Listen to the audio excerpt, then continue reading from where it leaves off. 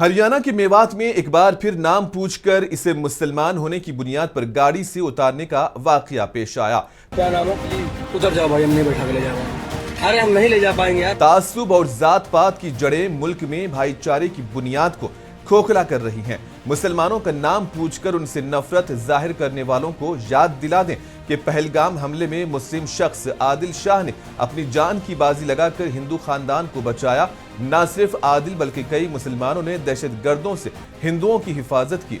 कुंभ के मेले में भगदड़ के बाद मुसलमानों ने हिंदू अकीदतमंदों के लिए मस्जिद, मदरसे और अपने घरों के तक दरवाजे खोलकर न सिर्फ उन्हें पनाह दी बल्कि उनके खाने पीने का तक इंतजाम किया, वो भी उनसे बिना नाम पूछे। हाल ही में हुए हैदराबाद के चार मीनार के करीब आतिशज़दगी वाक़े में मुस्लिम नौजवानों ने नमाज से वापसी के वक्त दीवार तोड़कर अपनी जान की परवाह किए बगैर हिंदुओं को जलती इमारत से बाहिफाजत बाहर निकाला, मगर फिर भी मुसलमानों पर नाम पूछकर उन्हें मुल्क का दुश्मन बताना ये कहाँ का इंसाफ है।